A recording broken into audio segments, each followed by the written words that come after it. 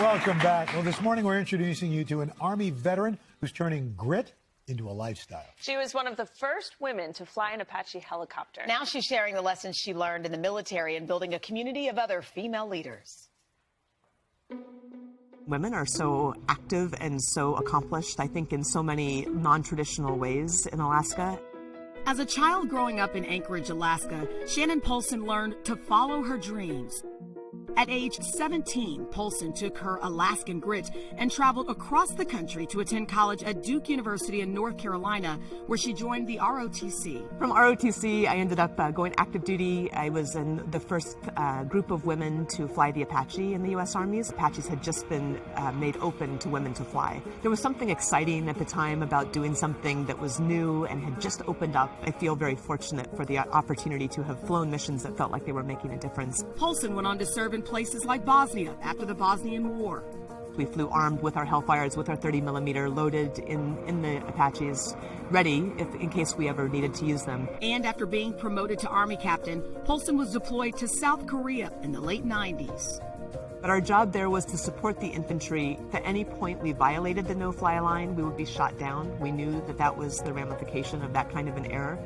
I think the military really taught me a lot about taking care of people. And it's the most important lesson, I think, about leadership that you can learn from the military. After 8 years, Polson returned to civilian life. She started a family, earned an MBA, and worked in the corporate world, including a management job at Microsoft. 8 years later, Polson started The Grit Project, a blog that highlights female trailblazers. My experience was so unique in coming into this field as one of the first women to do so that I wanted to be able to draw stories from other women as well. It was her passion for sharing women's stories that inspired Polson to start the Grit Institute, which offers online courses geared towards sharing lessons and stories from female leaders. You have to be willing to push through things and not let other people define your opportunities. You just don't quit. You just don't give up.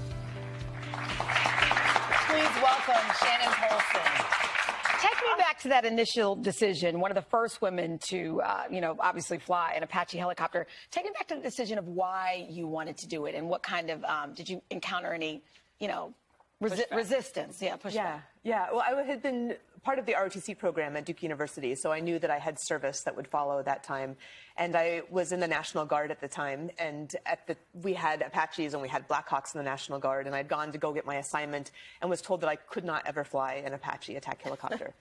But it was the early 90s, and at the time, we actually weren't allowed to fly Apaches. As women. As women, right? As women. So when I graduated college and the combat exclusion clause was lifted, I knew that that was the most incredible airframe, the most incredible mission, and really an amazing opportunity. So it was also something where I knew that because we had the first Desert Storm while I was in college, I sort of figured that there was a good likelihood that you'll get deployed if you're in the military. And if I was deployed, I wanted the chance to shoot back. In fact, you had one male officer, tell you would never fly an Apache, and then what happened? That's right. That was when I was still in the National Guard. I drilled as part of the National Guard for the last 2 years of college. And so when I went to receive my assignment for those years ahead, the state aviation officer stopped in the middle of the conversation, kind of leaned back in his chair and looked down his nose at me and said, "You realize, cadet, that you will never fly an attack aircraft."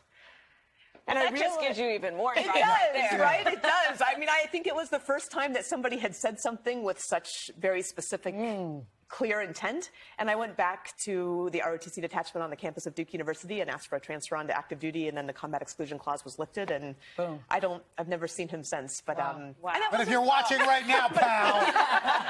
In your face. That's right. Your story is so inspirational. And there are a lot of women out there who are trailblazers in their field. There are. Or, doing something that is typically maybe a male-dominated field. Yes. And that's kind of what the Grit Project is doing, right? It kind of gathers those people to tell their stories. Absolutely. And I think as women, especially women in male-dominated fields, we often don't tell our stories as much. We don't feel almost like we should tell them because the party line is that, oh, there's no difference between a man and a woman. But the reality is the experience experience is different. The performance may not be different. The performance may actually be even more exceptional, but the reality of the experience is different. And it occurred to me that having no female role models in those early years in the military, that was something that I was missing, and that I would love to be able to find that collective wisdom and bring that collective wisdom to people who are making, and not just women either, women and men in those leadership challenges today. Before, go ahead. No, what I was going to say, one of the things you talk about, which I think is so important, especially for young people today, that was my question. is embracing failure. That failure is important. That's right.